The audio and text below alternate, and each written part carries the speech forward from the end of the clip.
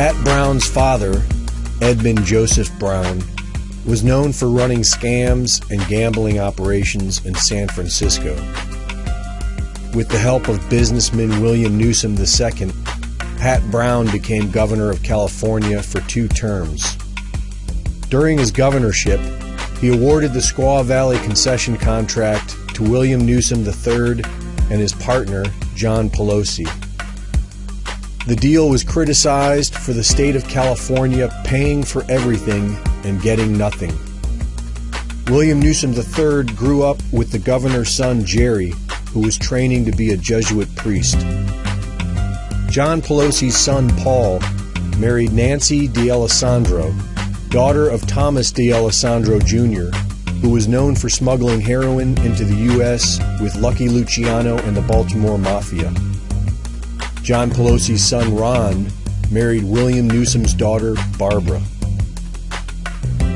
Over ongoing disputes about the Squaw Valley concession, William Newsom Sr. threatened to hurt the governor politically, just as Governor Brown was running for a 3rd term against Ronald Reagan. He lost. But 8 years later, the former governor's Jesuit son, Jerry, reclaimed the governorship in 1974. He appointed William Newsom III to a Placer County judgeship in 1975, and 3 years later to the State Court of Appeal. William Newsom was an attorney for oil magnate J. Paul Getty, named in the 1966 Guinness Book of World Records as the world's richest private citizen. And while serving on the appellate bench in the 1980s, he helped Getty's son, Gordon, secure a change in state trust law that allowed him to claim his share of a multi-heir trust. After Newsom retired from the bench, he became administrator of the Getty Trust and provided seed money for his son Gavin Newsom, Nancy Pelosi's nephew, to start the Plump Jack business that led to a career in San Francisco politics as mayor of San Francisco and lieutenant governor of the state of California. Gavin Newsom was informally adopted by the Gettys after his parents divorced, and recently succeeded family friend Jerry Brown to be the current governor of California. For 80 years, these 4 families have ruled over the state of California politically.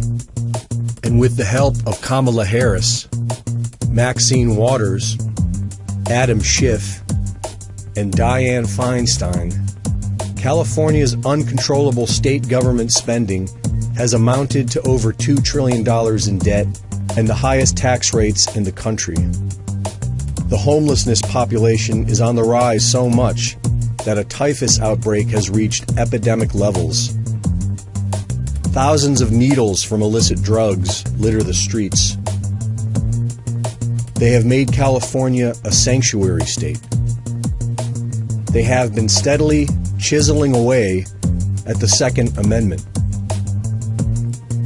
They have passed laws for mandatory vaccinations, and they continue to aggressively oppose our president on every front. On October 1st, 2016, right before Donald Trump won the election, President Obama transferred full control of the internet from the U.S. government to an independent California nonprofit organization. In a cyber war scenario, the U.S. government may not have control over the internet. Even if it secures military and government domains and IP addresses, the targets in cyber warfare are likely to be civilian, and the U.S. government requires private sector infrastructure to operate. Since the internet underpins our computer systems, electrical grids, communication systems, and other critical infrastructure, our entire civilian society could be at risk. Who controls California? Who controls the 4 families? What is a republic? For NewsWars.com, this is Greg Reese.